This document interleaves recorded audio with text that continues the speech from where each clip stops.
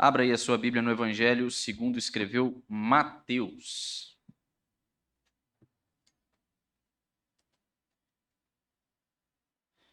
Evangelho segundo escreveu Mateus, capítulo de número 6.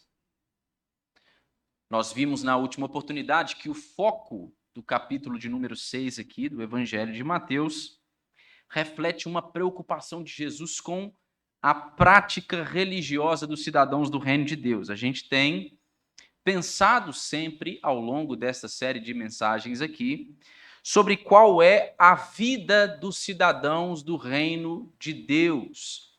O John Stott trata este tema da vida do reino de Deus como o que ele chama de contracultura cristã. No capítulo 6, nós começamos a ver esta preocupação com a prática religiosa sendo refletida aqui no ensino de Jesus.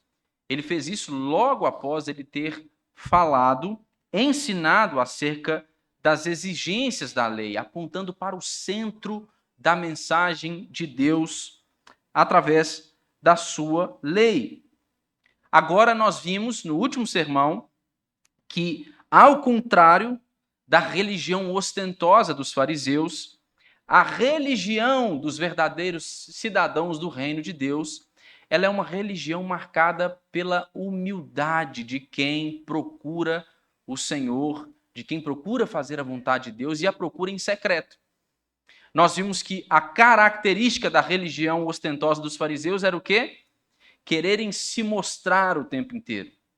Quererem para si a aprovação dos homens, a honra dos homens, o louvor dos homens. Mas Jesus ele nos ensinou aqui, do verso 1 até o verso 18, sobre como nós devemos buscar as nossas recompensas em Deus, fazendo a sua vontade e fazendo isso de forma humilde, em secreto. Nós vimos também na oportunidade do nosso último sermão e concordamos ali com o Dr. Sinclair Ferguson que o problema dessa religião ostentosa dos fariseus era justamente o fato de que eles não conheciam a Deus como um pai. Eles viam a Deus mais como uma espécie de senhor de escravos. Portanto, eles achavam que eles tinham direitos diante de Deus. Eles podiam barganhar com Deus. E hoje nós vamos retornar aqui ao capítulo de número 6 e nós vamos retomar o ensino de Jesus acerca da oração. Nós já pensamos um pouco a respeito disso no nosso último sermão, mas já naquela oportunidade eu disse a vocês que eu gostaria de voltar a este ensino de Jesus a respeito da oração. Portanto, nós vamos ver aí os versos de número 5 ao verso de número 15 do capítulo de número 6 do Evangelho de Mateus, e nós vamos ver como o ensino de Jesus a respeito da oração nos aponta a natureza da verdadeira prática religiosa centrada em Deus e nos aponta também para a nossa própria condição diante de Deus. Nós vamos ver como a maneira como nós oramos revela a natureza do nosso conhecimento de Deus e a natureza da nossa compreensão do Evangelho do Reino de Deus. A palavra de Deus nos diz assim: e quando orardes, não sereis como os hipócritas, porque eles gostam de orar em pé, nas sinagogas e nos cantos das praças, para serem vistos dos homens. Em verdade vos digo que eles já receberam a recompensa. Tu, porém, quando orares, entra no teu quarto e, fechada a porta, orarás a teu pai, que está em secreto, e teu pai, que vê em secreto, te recompensará. E orando, não useis de vãs repetições como os gentios, porque presumem que pelo seu muito falar serão ouvidos. Não vos assemelheis, pois, a eles, porque Deus, o vosso Pai, sabe o de que tendes necessidade antes que lhe o peçais. Portanto, vós orareis assim: Pai nosso que estais no céu, santificado seja o teu nome, venha o teu reino, faça-se a tua vontade, assim na terra como no céu. E pão nosso de cada dia dá-nos hoje. E perdoa-nos as nossas dívidas, assim como nós temos perdoado aos nossos devedores. E não nos deixeis cair em tentação, mas livra-nos do mal, pois teu é o reino, o poder e a glória para sempre. Amém. Porque se perdoardes aos homens as suas ofensas, também vosso Pai Celeste vos perdoará. Se, porém, não perdoardes aos homens as suas ofensas, tampouco vosso Pai vos perdoará as vossas ofensas. Mantenha a sua Bíblia aberta, feche os seus olhos, curve a sua cabeça. Vamos falar com o Senhor mais uma vez.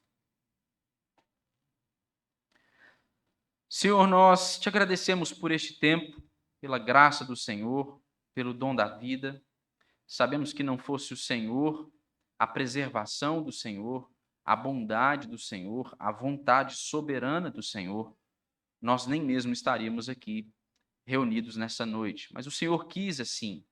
O Senhor quis que nós pudéssemos juntos aqui participar desse momento e desfrutar desse tempo de comunhão como família da fé em torno da palavra do Senhor, que é o nosso alimento. E eu quero suplicar ao Senhor misericordiosamente por tua graça, por tua bondade, não por causa de mim ou de qualquer um dos meus irmãos aqui. Senhor, fale conosco. Nós precisamos das tuas palavras para que a nossa fé ela seja fortalecida, para que ela fique mais robusta, para que nós possamos então viver e testemunhar do evangelho do reino de Deus no mundo. E nós só podemos fazer isso se nós formos fortalecidos pelo poder da tua palavra, de nos transformar e de nos tornar cada vez mais parecidos com Jesus. É isso que eu te peço para nós esta noite, por causa de Cristo e dos seus merecimentos, em nome dele. Amém.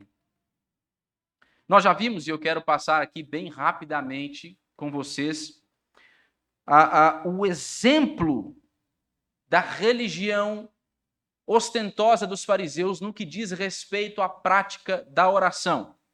Na ocasião em que nós pensamos a respeito destes contrastes que Jesus estabelece a respeito da religião dos fariseus e da religião, a verdadeira religião e espiritualidade dos cidadãos do reino de Deus, nós já vimos Jesus falando a respeito da conduta dos fariseus nos versos de número 5 e 6, no que diz respeito à oração. Nós já vimos como é que os fariseus oravam, mas eu quero lembrar os irmãos mais uma vez. Nós vimos que estes fariseus, em suas orações públicas, eles tinham por finalidade não buscar fazer a vontade de Deus, ou buscar o louvor e a honra de Deus, mas eles tinham por única finalidade buscar a honra de si mesmos. O que é que Jesus diz aí no verso 5? Ele diz que eles oravam para serem vistos dos homens. Ao invés deles se dirigirem à presença de Deus para adorarem a Deus, ao invés deles se dirigirem à presença de Deus para buscar conhecer qual é a boa, perfeita e agradável vontade de Deus, o que é que eles faziam? O texto diz que eles se dirigiam às sinagogas, ou mesmo quando eles se apresentavam nas praças, e ao fazerem isso, eles demonstravam estar possuídos de uma pretensão arrogante, e eles buscavam, por meio das suas orações, ganhar para si mesmos a reputação de piedade. Eles estavam nas sinagogas, ou mesmo nas praças públicas, orando de pé, para serem vistos de todos, e para que aquelas pessoas, ao os verem ali orando, pudessem reputá-los como gente piedosa, como homens de Deus, como homens preocupados com os mandamentos do Senhor. Só que o que é que Jesus disse a respeito desses fariseus? Do que é que Jesus chamou esses fariseus?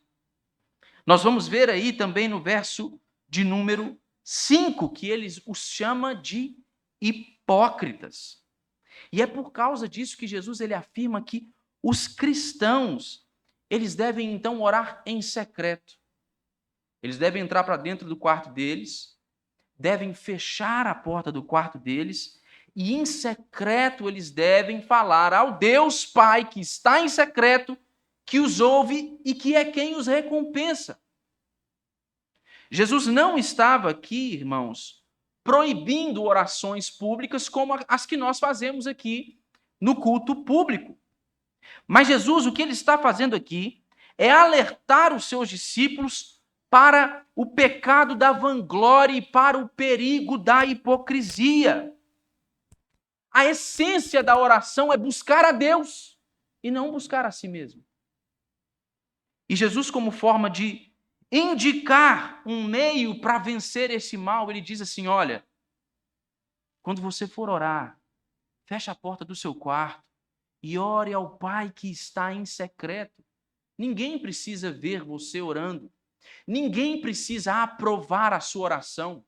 Ninguém precisa assistir o modo como você se preocupa em empregar belas palavras em suas orações para ser reconhecido como alguém piedoso. Ore, mas ore como quem busca ao seu Pai que está em secreto. Ore como quem deseja fazer a sua vontade. E do mesmo modo como os fariseus do tempo de Jesus, nós também, irmãos, podemos nos mover por essa falsa aparência de piedade, agindo como quem quer demonstrar estar buscando a Deus, mas como, na verdade, gente que está só atrás de elogio, de aprovação dos homens, de ser visto e reconhecido como alguém piedoso, o que, de fato, este alguém não é. Nós igualmente podemos estar fingindo estar louvando a Deus, e nós vimos isso no último sermão, quando na realidade nós estamos preocupados com a possibilidade de outras pessoas nos assistirem e nos aprovarem. Nós vimos um pouco disso no nosso último sermão, mas nós vamos ver que Jesus, ao longo desse texto, ele continua esse texto e ele não para apenas no exemplo dos fariseus. Veja os versos de número 7 e 8. Jesus nos mostra agora, nestes versos seguintes, que a hipocrisia religião dos fariseus, a hipocrisia ostentosa da religião farisaica, ela não era o único pecado a ser evitado no que diz respeito à oração. Os discípulos de Jesus, os cidadãos do reino de Deus, eles não devem prestar atenção apenas nos perigos da hipocrisia farisaica. Veja o que ele diz no verso 7. Ele diz: e orando, não useis de vãs repetições como os gentios, porque presumem que pelo seu muito falar serão ouvidos. Os gentios, ou pagãos do tempo de Jesus, eles costumavam acreditar que se eles mencionassem o nome de todos os seus deuses, se eles se dirigissem a cada um dos seus deuses em suas petições, e se eles repetissem tanto o seu nome, quanto as suas petições diversas vezes, eles iam então ter mais chances de terem as suas preces atendidas por essa divindade. Jesus está dizendo aqui aos seus contemporâneos judeus que grande parte da oração deles é semelhante a essa ladainha dos pagãos. É semelhante a essa repetição interminável de pedidos e petições diante de Deus, como quem acha que pode persuadi-lo a algo. Como quem acha que por meio da insistência e da repetição pode vir finalmente a convencer Deus de olhar em seu favor. Jesus está nos ensinando aqui que a oração ela não deve ser uma sucessão de chavões. A oração não deve ser uma série de vãs repetições. E nem mesmo ela deve se basear nessa hipótese ridícula de que existe uma possibilidade maior de ser atendido por Deus se nós orarmos mais e repetidas vezes. É ridículo, irmãos, nós pensarmos que a gente pode conseguir de Deus aquilo que nós desejamos por meio de orações longas e repetitivas, feitas de modo mecânico, sem que a nossa mente pondere sobre aquilo sobre o que se ora, sem que o nosso coração sinceramente esteja inteiro diante do Senhor enquanto se ora. Jesus então adverte os seus discípulos. Veja o verso 8, ele diz: não vos assemelheis, pois, a eles. Orar dessa maneira é não compreender quem Deus verdadeiramente é. Os cidadãos do reino de Deus, irmãos, quando eles oram, ao orarem, eles devem demonstrar que, de fato, eles reconhecem que o seu Deus é o Pai que está nos céus, que sabe aquilo de que eles têm necessidades, antes mesmo que eles venham a pedi-lo. Deus, irmãos, não é ignorante ao ponto de nós precisarmos instruí-lo, e nem mesmo ele é hesitante ao ponto de nós precisarmos persuadi-lo. Jesus está dizendo assim aos cidadãos do reino de Deus, aos seus verdadeiros discípulos: vejam, Deus é o Pai de vocês. Ele sabe do que vocês precisam. Ele sabe do que vocês precisam. Então não orem como os pagãos. Abandonem as vãs repetições. Abram mão dos chavões. Pensem quando orarem diante de Deus. Estejam inteiros quando orarem ao Senhor, o vosso Pai, e Ele é quem vai recompensá-los. Ele conhece as suas necessidades. Então, se a oração dos fariseus ela era hipócrita e a dos pagãos era uma oração mecânica, repetitiva, sem vida, a oração dos cristãos, então, ela deve ser diferente, irmãos. A oração dos cristãos ela deve ser real. Ela deve ser sincera, em oposição à hipocrisia dos fariseus, mas ela deve ser ponderada também e não mecânica, como a oração dos pagãos era. Jesus deseja que as nossas mentes e corações estejam envolvidos naquilo que nós dizemos a Ele em oração. E quando nós podemos contemplar a oração na sua verdadeira luz, não como uma repetição de palavras sem sentido ou como um meio de procurar honra para si mesmos, nós vamos então ver a oração como uma verdadeira comunhão com o nosso Pai Celestial. Comunhão essa da qual Deus quer que nós desfrutemos.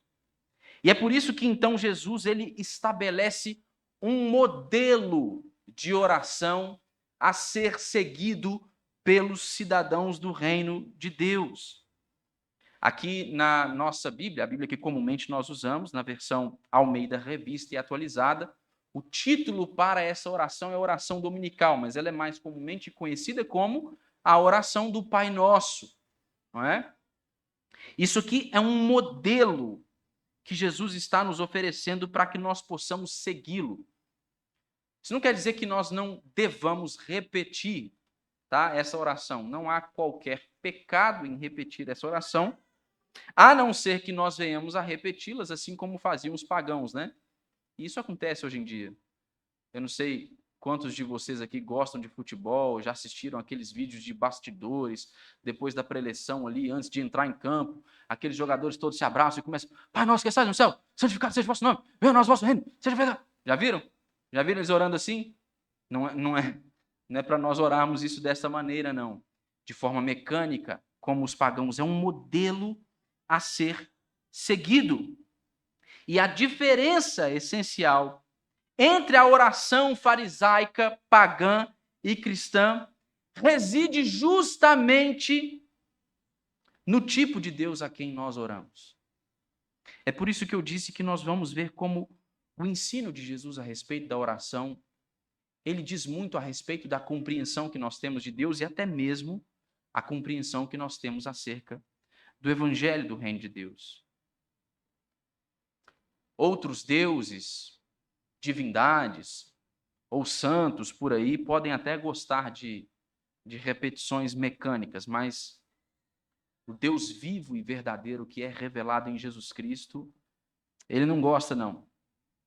Ele nos diz e nos ensina, por meio das palavras de Jesus, que nós devemos nos dirigir a Ele, literalmente, como um pai. Nós devemos nos dirigir a Deus como o Pai nosso que está nos céus. Os judeus daquela época, eles preferiam empregar alguns títulos mais elevados a Deus. Eles preferiam chamá-lo de Senhor soberano, de Rei do universo, e nós temos diversas demonstrações como estas ao longo de toda a Escritura, e não há nada de errado propriamente com isto, com o fato de nós dirigirmos a Deus por meio destes títulos elevados. Mas nós precisamos considerar o que Jesus está ensinando aqui. Jesus diz que nós devemos nos dirigir a Deus quando orarmos. No seu modelo de oração, nós devemos nos dirigir a Ele como um pai. Como um pai pessoal, amoroso, todo-poderoso, soberano. Ele está nos céus. A palavra aqui empregada por Jesus é Abba. É uma palavra aramaica usada pelas crianças para chamarem os seus pais. Jesus está dizendo que nós devemos nos dirigir a Deus desta mesma forma. E quando Jesus está nos dizendo aqui para nos dirigirmos a Deus como um pai, como nosso pai no céu, a preocupação de Jesus aqui, irmãos, não é com um protocolo. Jesus não está simplesmente ensinando uma etiqueta correta para que nós venhamos a abordar a Deus. Mas Jesus está nos ensinando aqui a verdade de que Ele é o nosso Pai, e isso então vai nos conduzir à presença de Deus com um estado de espírito correto. Quando nós nos dermos conta de que o nosso Deus, o Deus soberano, o Rei do universo, Ele é o Pai nosso que está nos céus, isso vai realinhar o nosso coração. Isso vai fazer com que a gente se apresente a Deus com um espírito correto. Por isso que é sábio, irmãos, sempre antes de orar, passar algum tempo pensando deliberadamente em quem Deus é. Nós precisamos dedicar algum tempo antes de nossas orações ponderando sobre quem Deus é. E é só então que nós vamos a este nosso Deus, o nosso amoroso Pai Celestial, com a devida humildade, devoção e confiança, somente quando nós enxergarmos a Deus como o nosso Pai. E o que acontece então depois disso?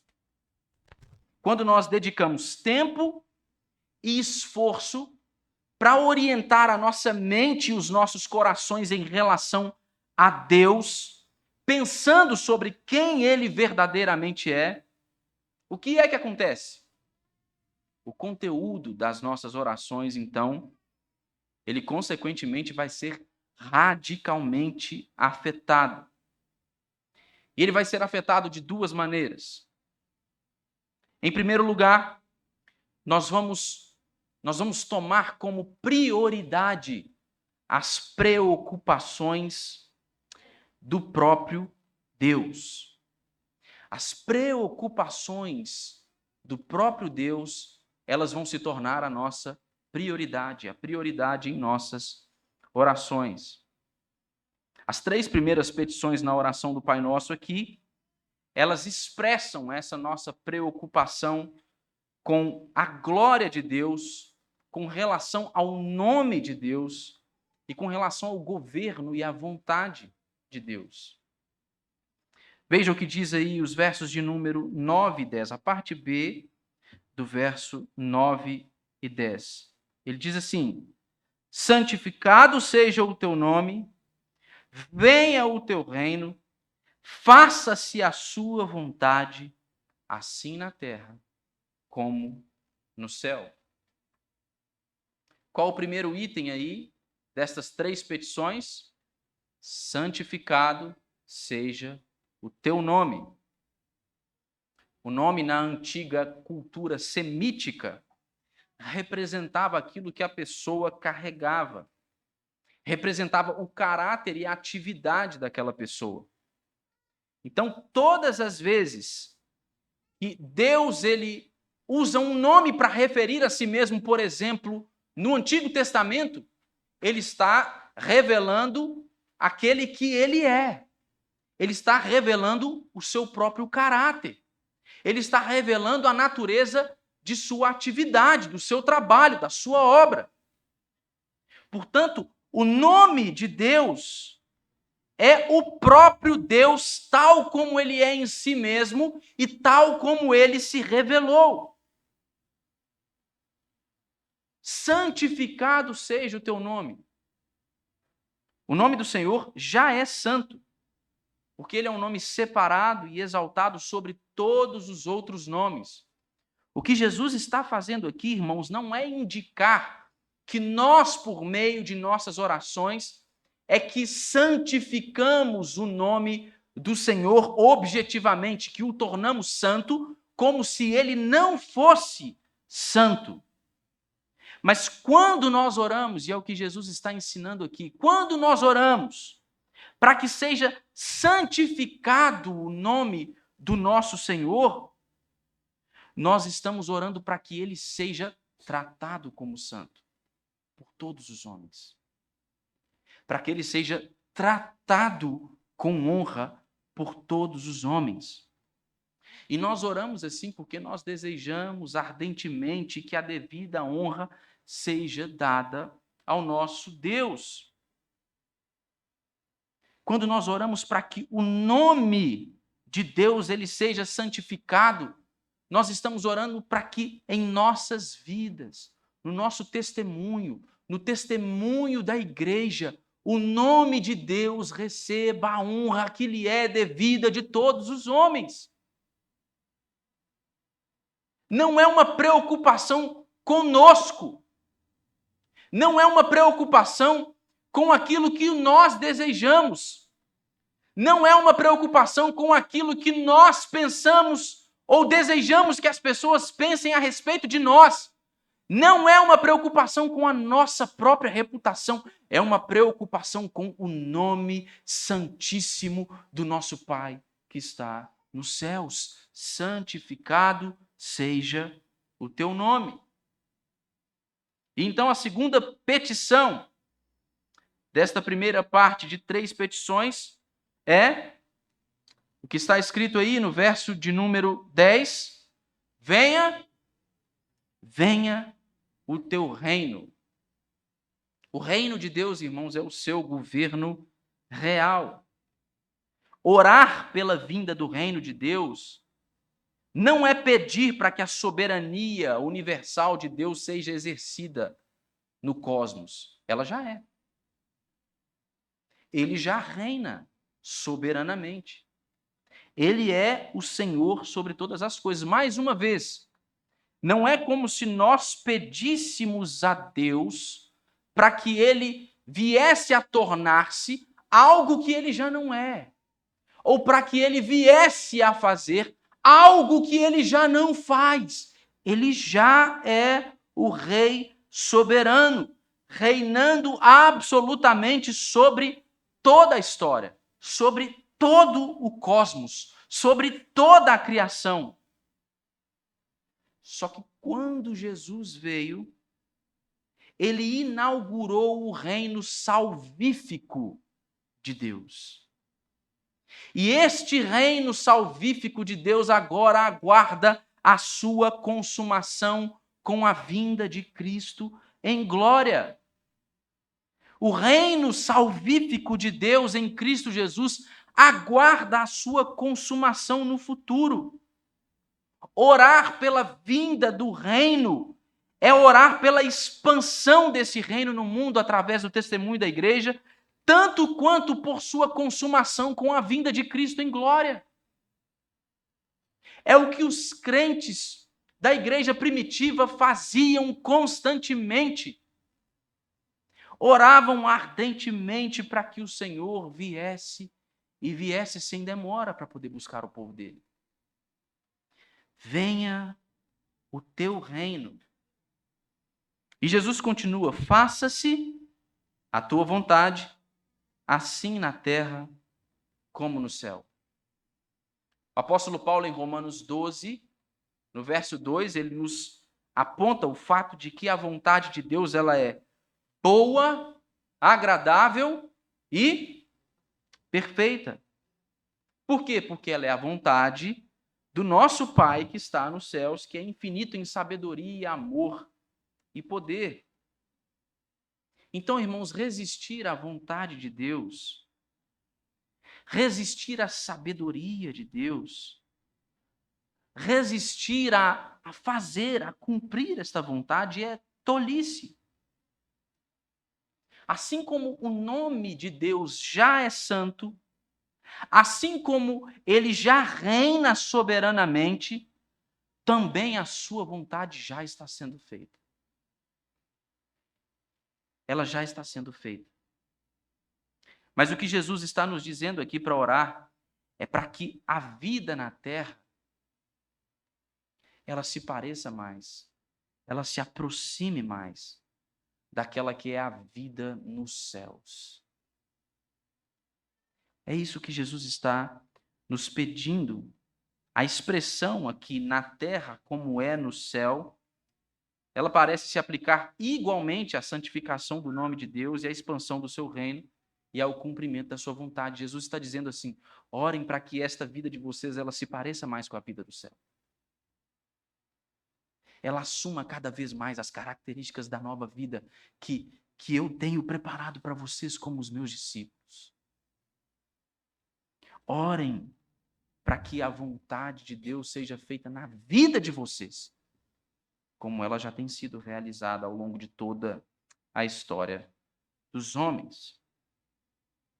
Quando nós pensamos a respeito de quem Deus é, o que eu disse, isso muda radicalmente a forma como nós oramos. Em primeiro lugar, nós pensamos então a respeito dessa preocupação com a glória de Deus. Mas agora nós expressamos a nossa humilde dependência da graça de Deus. Uma verdadeira compreensão de quem é o Deus a quem nós oramos, de quem é este Pai Celestial e grande Rei, ela coloca as nossas necessidades pessoais em segundo plano, mas ela não exclui elas. A nossa compreensão de quem Deus é nos faz orar primeiro por aquelas que são as suas preocupações, mas Ele não exige de nós que nós não oremos por nós mesmos ou pelas nossas necessidades. Ele não elimina as nossas necessidades. É por isso que a oração do Pai Nosso ela continua no verso de número 11, e Jesus nos indica que nós devemos orar o quê? Pedindo o quê? O pão nosso de cada dia. Lutero, ele foi muito sábio ao ver que o pão aqui, ele era um símbolo não apenas de um alimento espiritual. Jesus não está falando simplesmente de um alimento espiritual. E nem tão somente Jesus está falando só do pão mesmo, daquele alimento específico, feito de modo específico.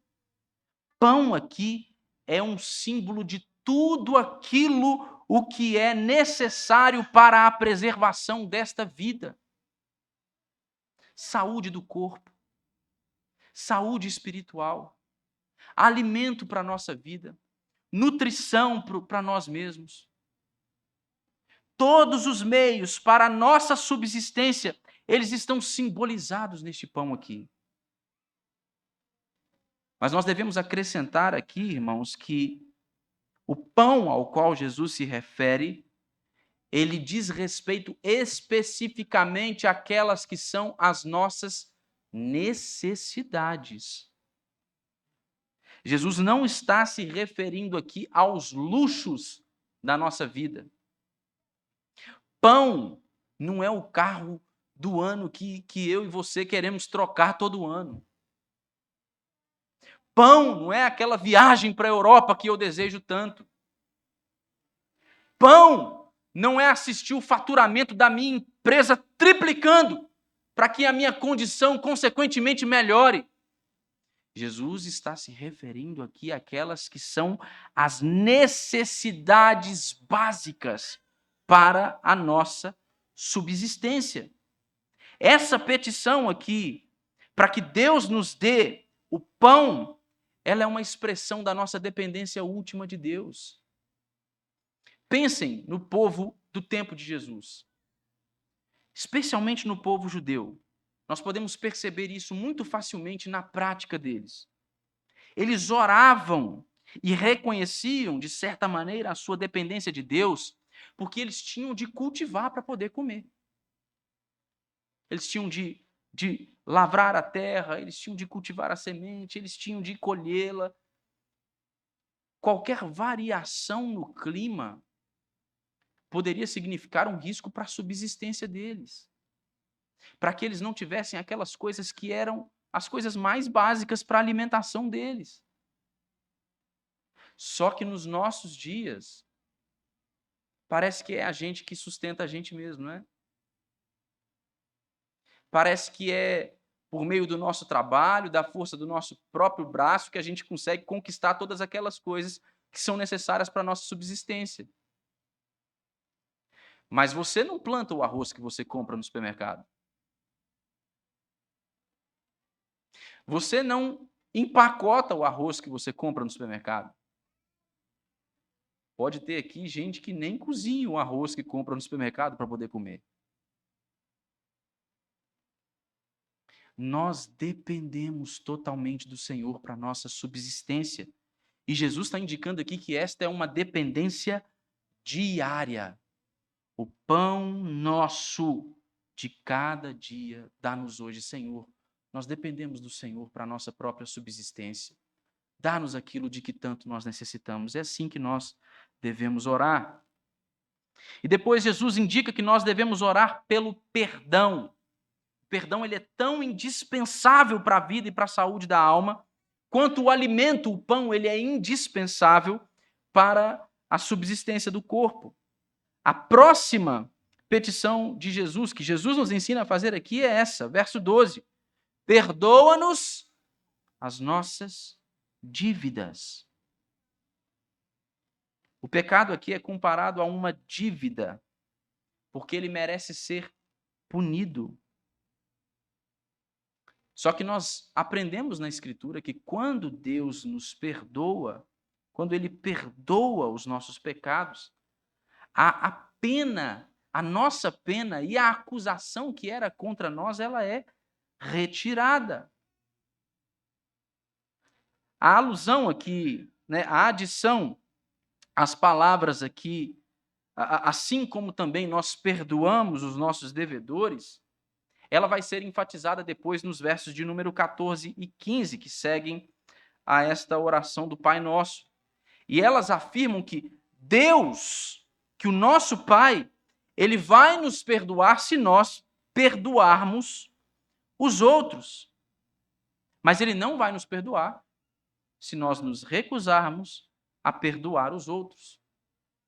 Mas isso aqui não é um fato condicional, irmãos. Isso aqui não significa que o nosso perdão aos outros, ele nos concede condicionalmente o direito de sermos perdoados por Deus. O que isso significa é que Deus perdoa apenas ao penitente e a principal evidência desse perdão é um espírito perdoador. Deus não pode ter perdoado aquele que não perdoa. Deus não pode ter perdoado aquele que se recusa a perdoar o seu irmão. Quando os nossos olhos são abertos, irmãos, pela realidade do Evangelho de Jesus Cristo, quando a gente percebe a enormidade do nosso pecado, da nossa ofensa contra Deus, os danos que as outras pessoas causam a gente, se colocados em comparação, eles se tornam insignificantes. Quando nós pensamos a respeito de tudo aquilo de que nós fomos perdoados por Deus, a gente não pode ficar colocando empecilhos na hora de perdoar o nosso próximo. Ele fez muito mais por nós. E a evidência desse perdão, o resultado desse perdão, é um espírito perdoador. A última petição, então, que Jesus Cristo nos ensina a fazer, está no verso de número 13. E ele diz que nós devemos pedir: não nos deixes cair em tentação, mas livra-nos do mal. Essa petição aqui é um poderoso lembrete, irmãos, de que assim como nós devemos depender conscientemente de Deus para o nosso sustento físico e também para aquelas que são as nossas necessidades espirituais, nós devemos ser dependentes de Deus também para o nosso triunfo, para a nossa vitória espiritual. Para que nós possamos vencer o pecado, para que nós possamos ter uma vida agradável ao Senhor, nós dependemos do Senhor. Se nós simplesmente falharmos na nossa compreensão de que somos dependentes do Senhor para que vivamos uma vida de vitória espiritual, vitória sobre os pecados que nos assediam, se nós falharmos nesse ponto, nós já caímos em tentação. Se nós nos esquecermos simplesmente que nós dependemos do Senhor, nós já caímos em tentação.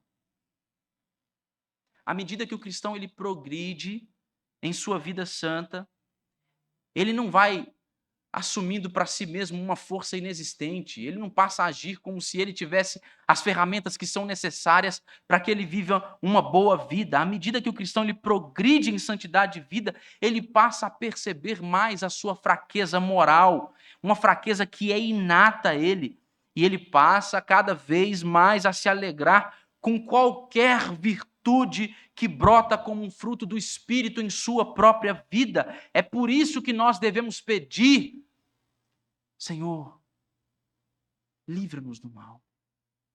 Não nos deixe cair em tentação. Cada vez que nós reconhecemos mais as sutilezas enganadoras do nosso próprio coração, cada vez mais nós clamamos então: Senhor, não nos deixe cair em tentação, mas livra-nos do mal. Estas 3 petições representam a nossa dependência total do Senhor para a nossa subsistência.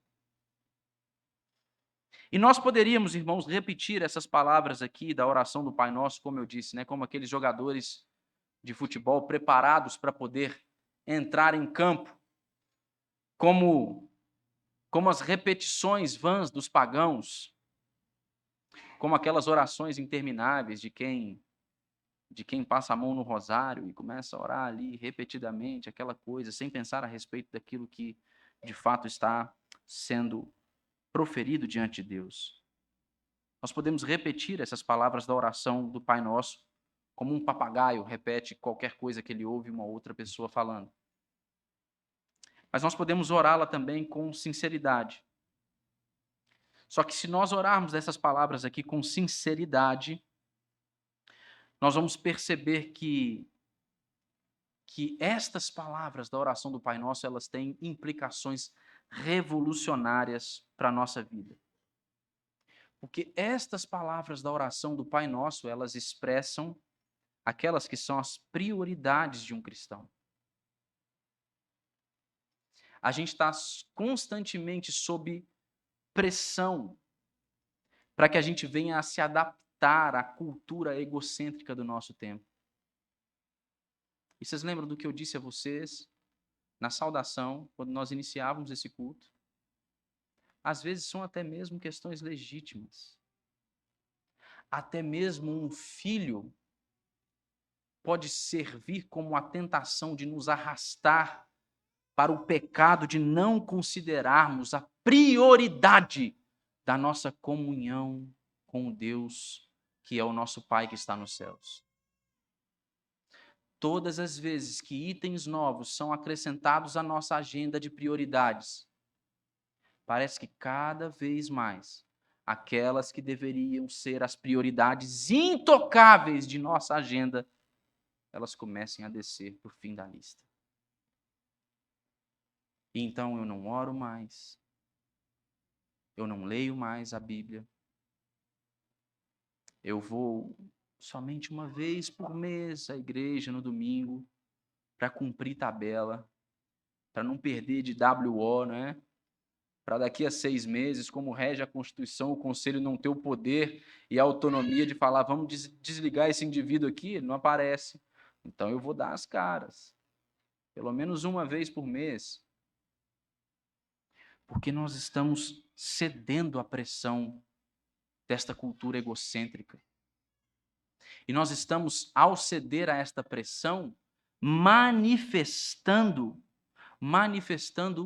o pecado do coração dos fariseus e dos pagãos, aos quais Jesus se refere como não sendo um modelo a ser seguido de oração.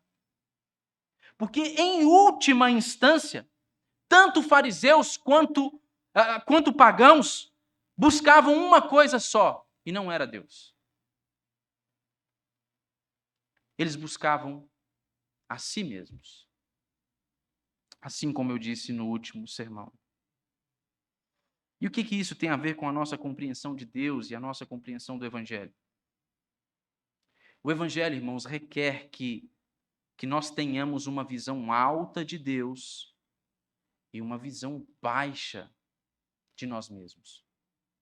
Mas todas as vezes que nós cedemos à pressão do nosso tempo, que nós cedemos ao pecado do egocentrismo, que nós cedemos ao pecado da autossuficiência, nós eliminamos aquela que é a equação do Evangelho. Então, nós passamos a crescer, a ficar grandes, e Deus ficar pequenininho, pequenininho.